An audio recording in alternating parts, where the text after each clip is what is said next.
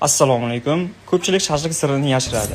Bugun men sizlarga hammasini ko'rsatib o'taman. Faqat toza go'sht, tabiiy ziravorlar va to'g'ri marinovka. Bu safar biz mol go'shtining eng yumshoq qismi kontrfilesidan foydalanamiz. Bu qism yumshoq, tolalari mayin, pishganda og'izda eriydi. Shuningdek, oqsil ko'p, bu tanani quvvatlantiradi. Faqat bu joy go'shtning eng nozik qismi bo'lgani uchun qimmatroq. Avval piyoz. Bu go'shtni tabiiy yumshatadi. Suvini ichida saqlaydi. Shu bilan birga tabiiy antioksidant bo'lib, hazmni yaxshilaydi. Keyin pomidor shashlikka shirodorlik beradi. Gazli suv esa go'sht tolalarini ochib ichiga tam kirishini osonlashtiradi. Faqat gazli suvni ko'p solish kerak emas. Go'sht haddan ortiq yumshab ketadi.